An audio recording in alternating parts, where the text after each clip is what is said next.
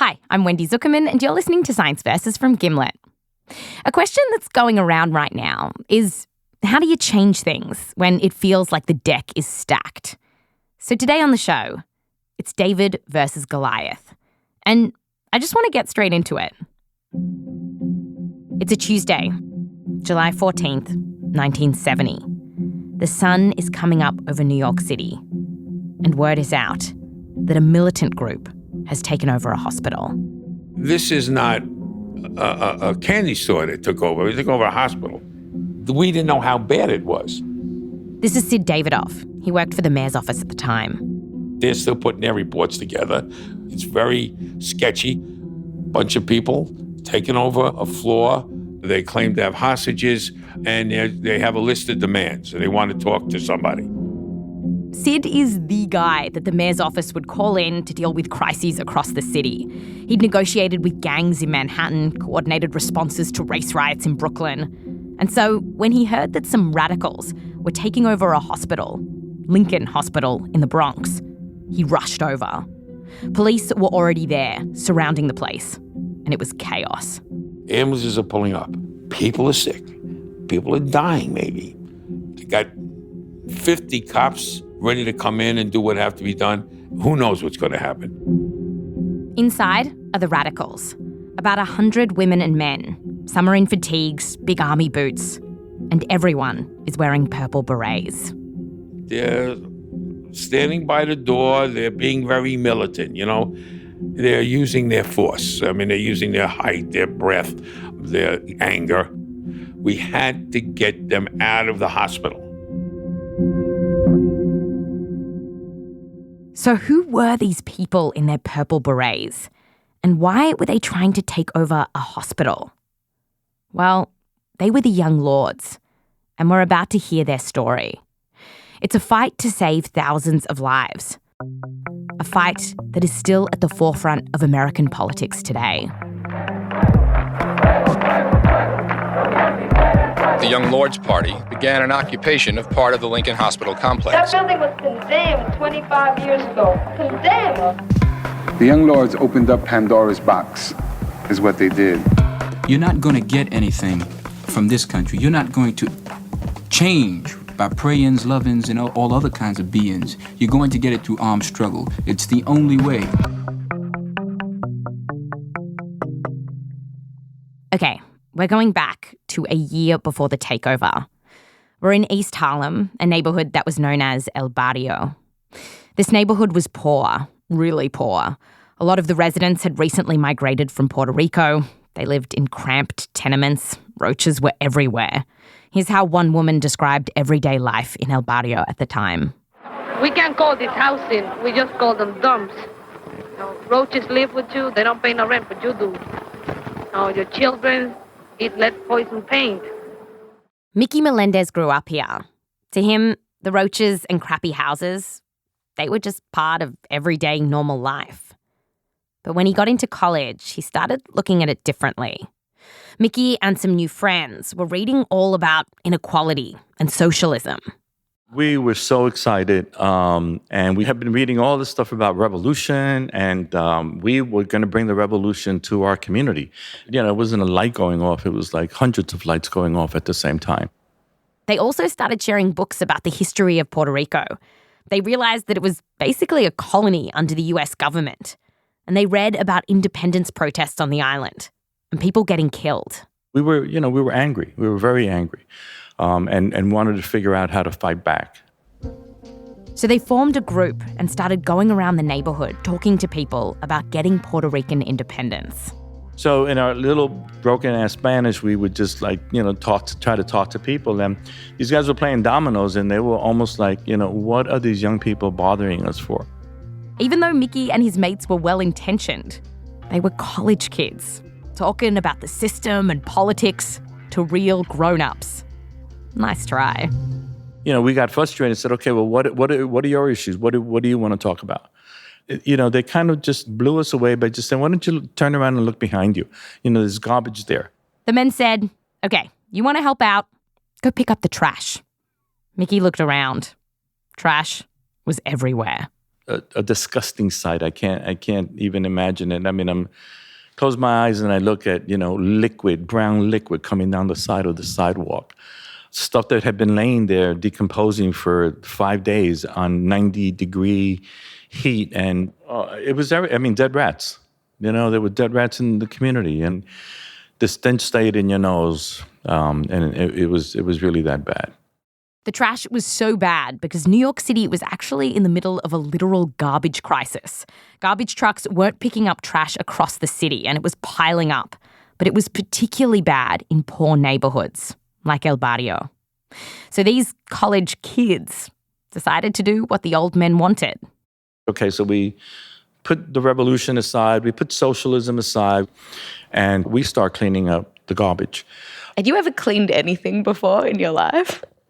Probably my nails maybe. And not anything like that. No, absolutely not. They started sweeping the streets, cleaning it themselves. But then Mickey said something really cool happened.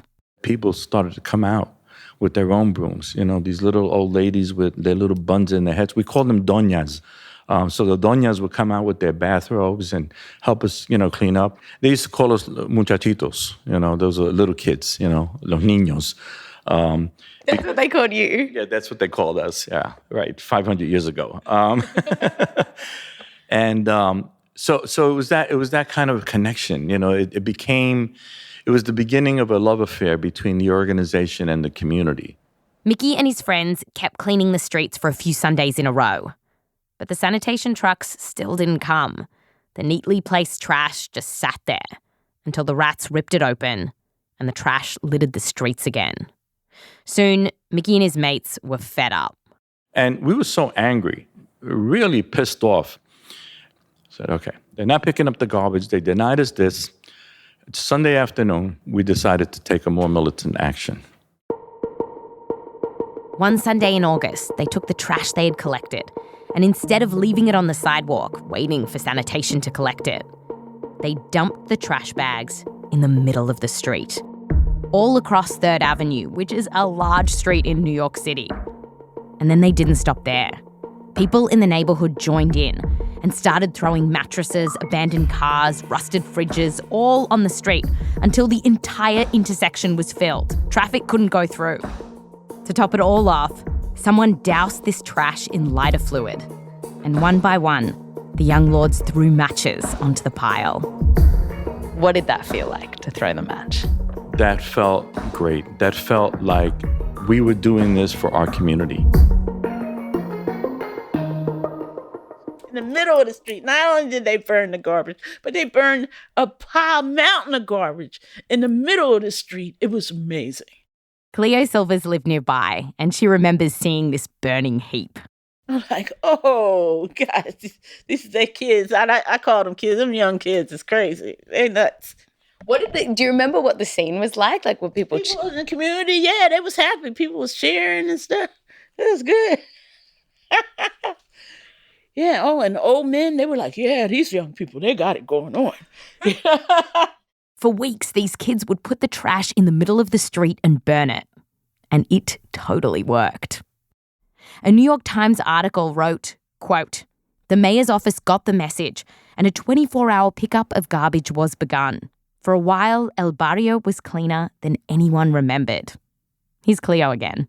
Garbage people started coming more frequently to pick up the garbage because they know them crazy-ass kids might burn up some more garbage in the street if you don't. This protest became known as the Garbage Offensive, a play on the name the Tet Offensive, which were a series of surprise attacks by the Viet Cong during the Vietnam War. And the group behind the offensive were now infamous in New York City. And they were calling themselves the Young Lords, a name they got from a Puerto Rican gang in Chicago who wore purple berets. That was a nod to the Black Panthers, who wore black berets. And it was purple because in West Side Story, you know, that dodgy musical with the Puerto Rican gang called the Sharks, well, the Sharks wore purple. Seriously. As word spread of what the Young Lords had done, hundreds of kids, even some people who weren't Puerto Rican, would join them. They were ready to take on whatever the Young Lords asked of them. And eventually, Cleo Silvers joined too. Now let's go out and next. What's next? What do we need to do next? The only problem was we really had no idea. We didn't know what the next step was because it was evolving, so it wasn't like we had a plan. the group had seized on something that people really cared about, the trash. And now they had to figure out how to keep it going. It didn't take long to find their next cause. They read in the paper that a 2-year-old kid from the neighbourhood had almost died from lead poisoning. And so they had a new target: lead paint. Lead paint had been banned for almost a decade in New York, but layers of it still coated some apartments in the neighbourhood. Here's Cleo. They'd been painted over and over and over again. The lead paint was so thick. It was really, really thick in these apartments. So chips would be falling everywhere. Chips, lead-based paint would be everywhere. And lead paint tastes sweet, so kids would eat the flecks of paint. At the time, doctors knew that this was harmful. Lead poisoning can wreak havoc across the entire body, especially in children. It affects their gut, hormones, and nervous system. It can cause seizures, permanent brain damage, and even death. Cleo worked in a hospital at the time and saw what was going on. Children were dying from having access to lead. Do you remember a child that... So many kids. Oh, my goodness. A child. There's so many children. And it was an epidemic. But lots of parents in the neighbourhood didn't know how dangerous this paint was. The young lords wanted to change that. So they started going door to door, talking to families about lead poisoning and testing kids. We began by asking some medical students to help us out. Here's young lord Felipe Luciano talking to a local radio station from the time. Hospitals. We began an intensive block-by-block campaign, and we found out very interesting things. 30% of those children had lead poisoning. The young lord's work got a ton of attention. A headline from the Village Voice proclaimed, "Lead poisoning tests. The young lords do the city's work." And pretty quickly, the young lords' plan to fight for the independence of Puerto Rico, it took a backseat to the health of their neighbours. Yeah, the lords had become unexpected public health crusaders. I asked Cleo about this. Why would a group like the Young Lords, whose number one goal was independence for Puerto Rico, why was healthcare so important to you? As people from Puerto Rico was here dying. To be very honest, people were dying. You can't have life if you don't have access to quality health care. These people are people we know and love. And so people you know and love having access to quality health care is that's just basic. In a newspaper they ran at the time, one young lord wrote, quote, "Bullets and bombs aren't the only ways to kill people. Bad hospitals kill our people. Rotten, forgotten buildings kill our people. Garbage and disease kill our people." And so the lords took a page from the Black Panthers. They started a breakfast program for young kids, opened up a free medical clinic, and people in the community loved them. The kids from the breakfast program even put on a play about the young lords and their fight. Our people are poor, and damn real nobody wants to be poor. This play is going to show the people start to take community control and liberate it back. But city officials and police, they weren't as big of fans. The young lords got into fights with the police during their protests, but the community came to their defence. And with the community on side, the lords got bolder and bolder. So, meet their tuberculosis offensive. The city was running this TB testing program, and they had these trucks with portable X-ray machines inside to help diagnose people with tuberculosis. Now, even though there were particularly high rates of TB in El Barrio, the truck was barely around.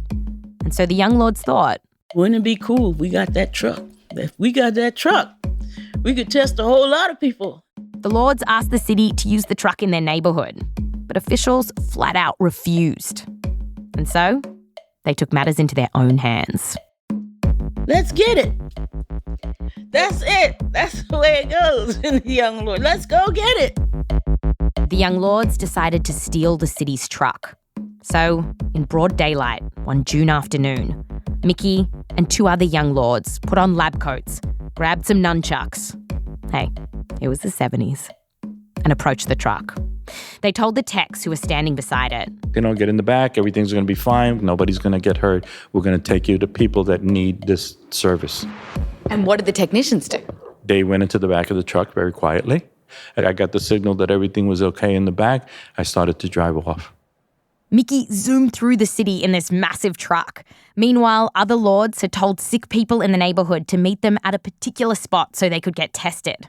About 50 people were there waiting. A young lord had also called the press in advance. And so just as Mickey arrived... The newspapers were there, the cameras were there, the line was there, and the technicians came out and started to x-ray people. But the police were there waiting too. And they had helicopters, there were police cars, but because the media was there, the police just walked away from this one. Wow. And so, right in front of the cops, the technicians tested people, and the young lords put a flag of Puerto Rico on the x-ray truck. No one got arrested. And not only were the young lords not in jail, within a few days, get this, the Department of Health said that the truck was now going to be parked in El Barrio and open for extended hours. The department even paid to have technicians staff the truck for the extra hours. Win after win after win. But the young lords weren't done yet. Their biggest fight was still to come. We were like a flea going up against an elephant. But we're going to bite this elephant on its toe until it just flips over. And that's it. We could whoop these motherfuckers' ass. Coming up after the break, the elephant fights back.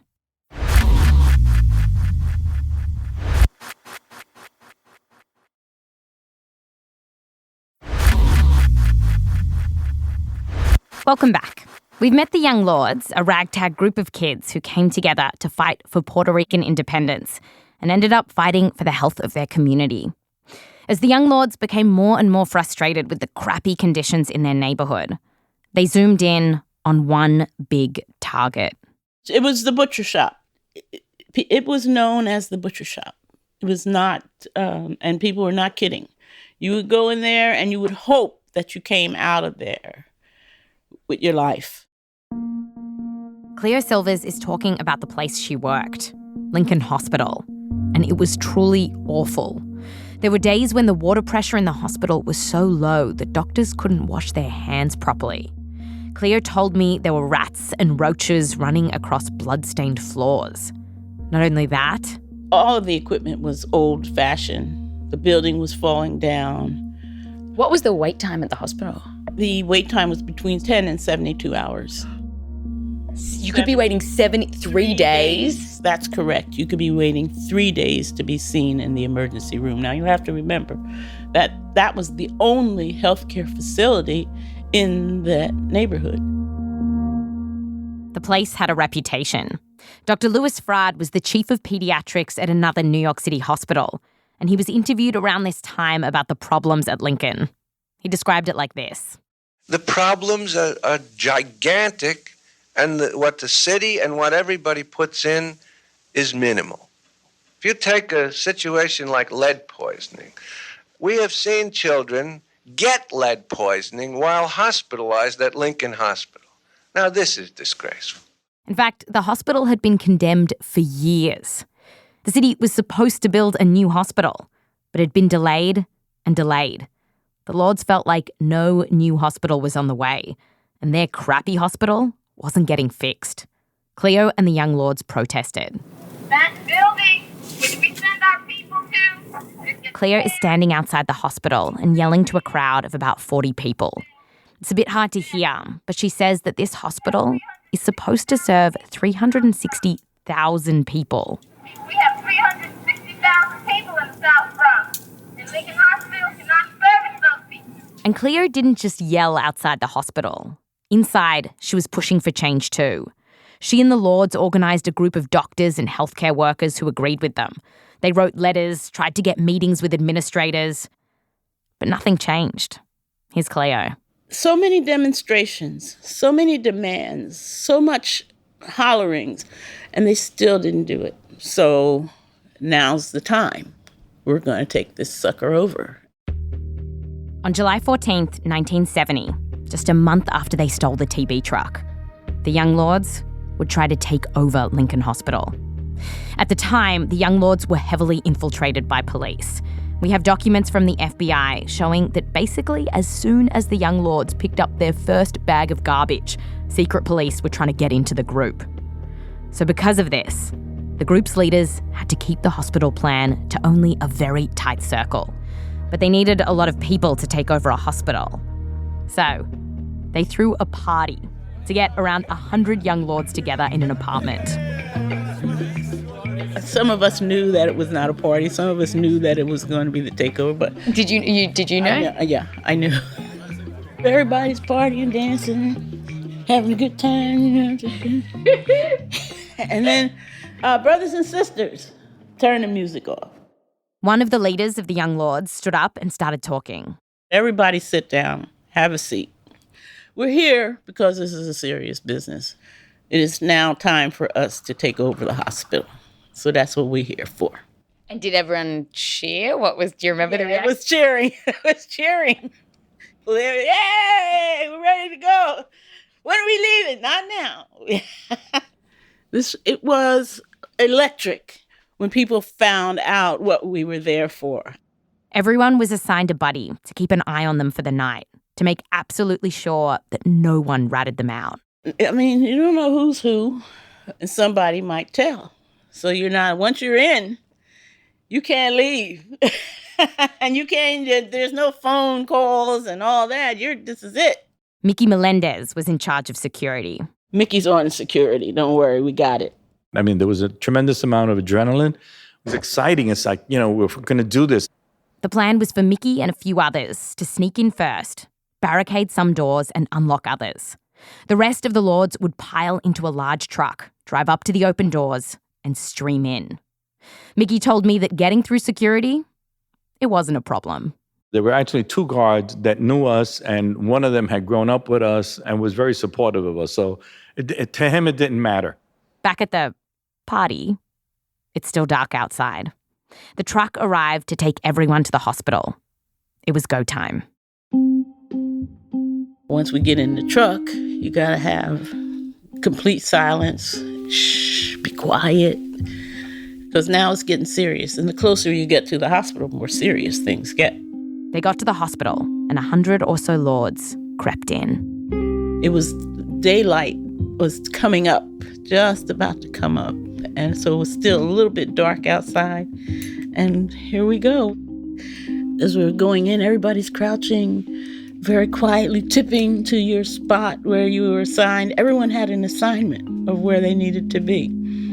I was responsible for going to the administrative offices and kicking out the administrators. Cleo remembers seeing a few of them at their big wooden desks.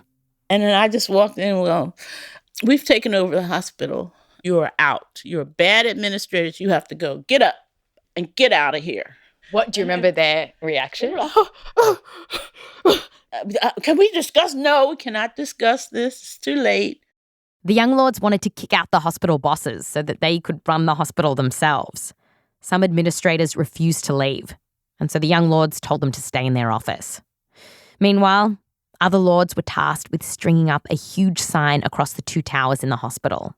It said, "Welcome to the People's Hospital." It was amazing. Welcome to the People's Hospital. Within the hour, the police knew what was going on and had already started lining up outside the hospital, ready to barge in. And this takes us to the moment we heard at the beginning of the show. It's 7:30 a.m. and Sid Davidoff, the crisis guy from the mayor's office, he steps through the lines of armed police. I walked in, I said, look, there's a bunch of guys out there with guns who want to come in here. You cannot disturb a hospital. Because if I don't take you out of this, they're going to take you out of this, and that's not something you want. And so they were like, okay, you guys got to get out now, get out. And we were like, we're not leaving. We're administering the hospital. We're not leaving. Sid and the Young Lords started negotiating. They told him they wanted a new hospital. Lincoln was bad, and they deserved better. Here's Sid. The thing is, you don't change a hospital overnight. You don't rebuild a new hospital. The Young Lords were impatient. They wanted it done quicker. And I'm thinking How could you dare stand here and tell us that we can't get a new hospital right now? That's what I want to see. I want to see a new hospital. I want to see this one cleaned up. I want to see doctors treating patients with dignity and respect. I want this right now. They reached a standoff. The young lords weren't backing down, and Sid wasn't going anywhere either. There were hundreds of patients in the hospital that day. And while the young lords were mainly gathered in an administrative floor of the hospital, Sid was worried that this would start affecting patient care. The clock kept ticking. 12 hours went by. And the young lords got the sense that the police outside were ready to come in. And then we kind of got the feeling these people are getting ready to come in here and kill us. That was scary when you're demonstrating and you know that it is possible that you can get beat up real bad. That's scary. In past scuffles, the police had beaten up the lords badly. Cleo said there were some young teenagers in the crew. They wanted to protect them. So the young lords agreed to leave, with the condition that Sid would meet with them later. I'm the guy representing the mayor, and I'm not a low-level guy. I'm not a clerk. I'm not coming in and say, I have to talk to somebody who's going to talk to somebody. I'm talking to the mayor. They understood it, so we got him out of there. No one was beaten up or arrested at the scene. The young lords were on their way to getting what they wanted. They'd secured private meetings with the mayor's office, got a ton of press, which they thought would pressure the government to do something. But a few days after the takeover, a Puerto Rican woman died from complications in the obstetrics unit. A doctor was inexperienced and not supervised properly. And the young lords were furious. They barged into hospital meetings demanding to speak with administrators. They threatened the chief of obstetrics and forced him to leave. And some other doctors from his department walked out of the hospital because they said it wasn't safe to go to work. Because of this, some patients were discharged without warning or transferred elsewhere. Here's the chief of pediatrics of Lincoln Hospital at the time, Dr. Arnold Einhorn. He was interviewed soon after this. Their methods are terribly objectionable. They threaten body harm. And the fact is that they have absolutely no expertise to judge what is needed. They would like to direct priorities and programs, and they haven't got the slightest idea. Cleo had a different version of events. Was there ever any violence towards any of the doctors? Never any violence. That's the one thing that we did not do. And one of the things that we would tell all of our cadre never to do is never inside of the hospital to engage in any violent activities. A hospital is a place of healing. This is not a place where you engage in violent activities. Sid from the mayor's office told me that while the young lords did scare administrators, they never brought in weapons to the hospital. And even though he was on the other side of the negotiation table, he says he had a lot of respect for what the young lords were doing. This group were there to make a difference, and I respected that. This was a situation where the real concerns were health care. All right, they're right. I mean, look, we all knew that Lincoln Hospital was not a particularly great hospital if it stayed. And after the takeover, changes did happen. Sid told me that they brought in new administration to run the hospital and made some short-term fixes to the water supply so that there was enough pressure that doctors could wash their hands properly. And the big thing? Within weeks of the takeover, the city started clearing land where a new Lincoln Hospital would be built. In a lot of ways, the young lords pushed the envelope to get a new Lincoln Hospital. They claim that part of the reason that they weren't getting attention was because they were poor and it was a new immigrant community. Is that true? I think in part, yes. I think it's a, we say the voice of the voiceless. We're in a political world, right? Sometimes you need to be more vocal. They were vocal to a community that wasn't very vocal to us. The fight for Lincoln Hospital felt like a huge win for the young lords. They had the respect of people in high places, and from the outside, it looked like they were unstoppable. Their numbers were growing. But from the inside, cracks were starting to form. It was getting tiring. The fights with the police, the constant surveillance. Things were starting to break down, and infighting began. And just as they were reaching the high point of their impact, it all came crashing down. About a year after the Lincoln takeover, something happened that for Mickey and Cleo would signal the beginning of the end for the Young Lords. It happened with a parade. For the Puerto Rican community in New York, the Puerto Rican Day Parade is a big deal, a source of pride. And in 1971, the Young Lords found out that some cops were going to lead the parade. And they were like, nah, here's Mickey. Right, so we're going to take over the parade. We're going to take over the front of the parade because we protect and serve our people. Not the police. Not the police. They'd walk out in front of the parade, cutting off the police. And they would come prepared, with mace and wooden sticks strapped to their forearm to ward off police batons. We were ready to just fight it out with the cops. But the police knew they were coming. We found a handwritten note from a police infiltrator who knew about the whole plan. The mace, the sticks, everything. And so, the cops came ready. Mickey had injured his shoulder, so he couldn't be involved in the takeover. He stood back and watched what was happening. The parade starts. The New York City Police Department Hispanic Association starts marching. From a side, the Young Lords start coming out to take over the front of the parade. And the cops then move in and start beating the Young Lords. Young Lords were arrested. Some had to be taken to hospital. And this sort of thing had happened before. But the community supported the Young Lords.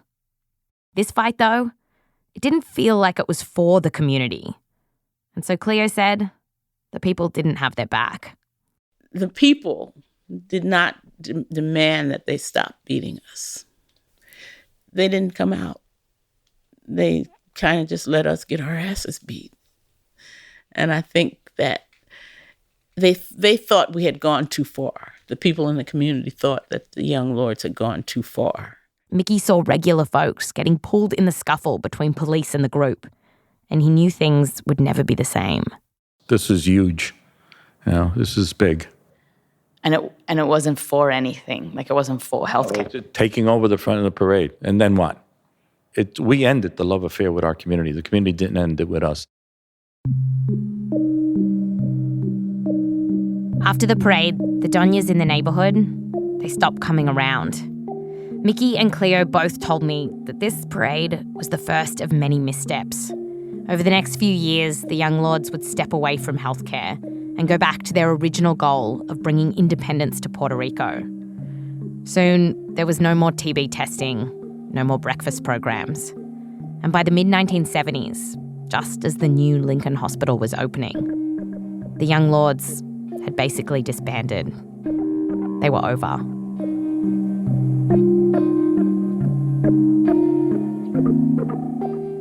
But even though they didn't last long, the ripples of their work can still be felt today.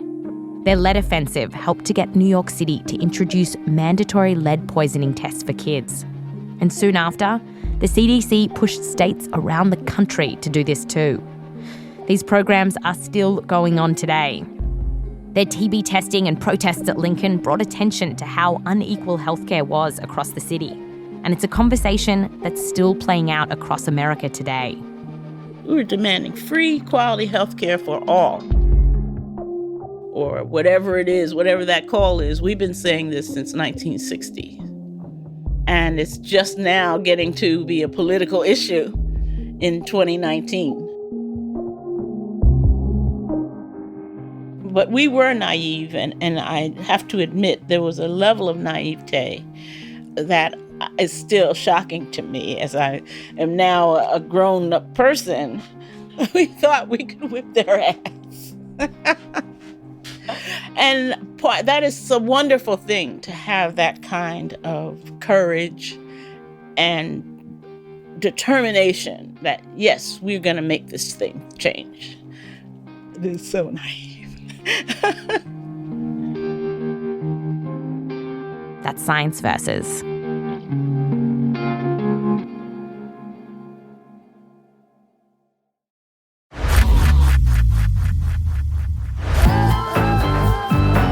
This episode was produced by me, Wendy Zuckerman, with help from Rose Rimler, Meryl Horn, Michelle Dang, and Lexi Krupp. We're edited by Caitlin Kenny, with help from Jorge Just. Fact-checking by Diane Kelly. Mix and sound design by Peter Leonard. Music written by Peter Leonard, Emma Munger, Bobby Lord, and Blue Dot Sessions. The archive for this story came from Pacifica Radio Archive and the documentaries El Pueblo se levanta and Pa'lante, siempre pa'lante. A big thanks to Denise Oliver Velez, Dr. Daryl Wanza Serrano, Iris Morales, Walter Bosco de Rio, Professor Jose Sanchez, Pedro J. Hernandez, Professor Lloyd Novick, and others. An extra thanks to Blythe Terrell, Amanda Orozniak, the Zuckerman family, and Joseph Lavelle Wilson. I'm Wendy Zuckerman. Back to you next time.